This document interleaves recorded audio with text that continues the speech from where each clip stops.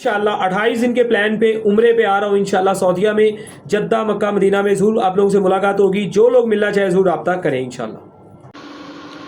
अस्सलाम वालेकुम। ओवरसीज़ दोस्तों के लिए, भाइयों के लिए ये बड़ी अहम वीडियो है पानी के मतलब। पानी ज़्यादा पीने के क्या नुकसान है, ठीक है जी।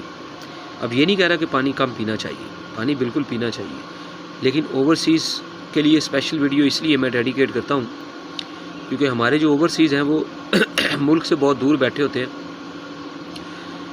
और वहाँ उन्हें वो सारी सहूलतें बाज़ नहीं मिलती, वो इलाज मुआवजे नहीं मिलते, जो बहुत अच्छे मिलते भी हैं वो उनके किसी काम नहीं आते।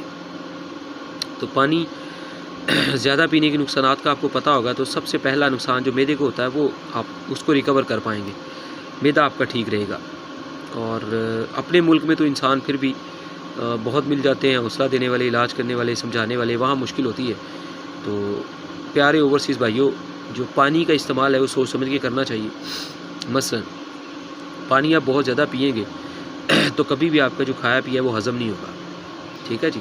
खाने से 1 घंटा पहला और खाने के 1.5 घंटे 2 घंटे बाद पानी पीना चाहिए। अब ऐसा नहीं है कि इस दौरान पानी पीना नहीं है, बड़ा भी दिल करे तो छोटे छोटे घूंट लगा सकते हैं, ठीक है, छोटे छोटे घूंट लगाए जा सकते हैं। लेकिन अगर ज़्यादा पानी पी लेंगे तो फिर आपका खाना डाइजेस्ट हज़म नहीं होगा। जब खाना हज़म नहीं होगा तो आपके लिए बड़ी अज़ियत वाला मसला बनता है, जिससे फिर गैस बहुत बनती है। अब गैस बनने का सबसे बड़ा प्रॉब्लम आप लोगों को ये आता है कि वो आपके डिप्रेशन की वजह बनता है, जिससे आपको बहुत ज़्यादा सोचें, ख्यालात और टेंशनें दिमाग में आना शुरू हो जाती हैं। गैस बनने से वो जो गैस है, हवा है, वो दिल की तरफ जाती है, तो दिल की तकलीफ से आप और भी ज़्यादा परेशान में चले जाते हैं। आप डर और खौफ में आ जाते हैं।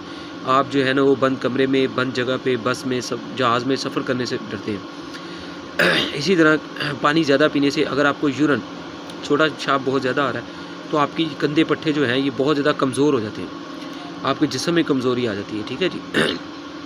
तो पानी बहुत ज़्यादा पीने से जहाँ मैदा डिस्टर्ब होता है वहाँ आपका गुर्दों का निज़ाम मुतासर होता है कि गुर्दे यूरिन को कर करके थक जाते हैं और फिर एंड पे आके पेशाब रुक रुक के थोड़ा थोड़ा करके आना शुरू हो जाता है।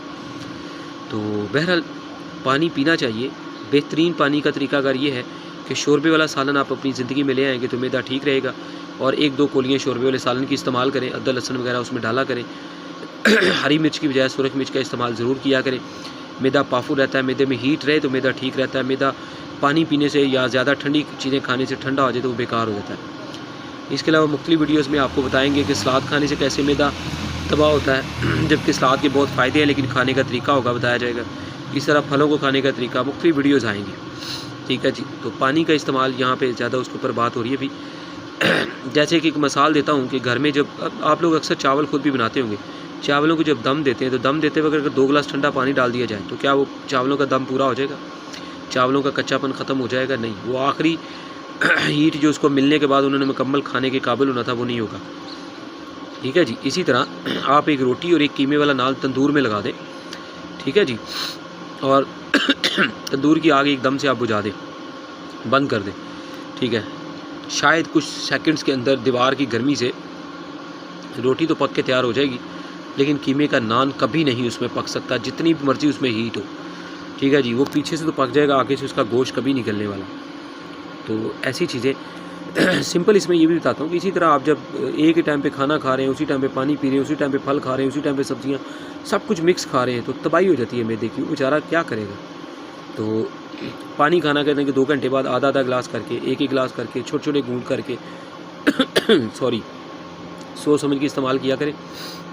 तो दुआ में याद रखें। अल्लाह हाफ़िज़।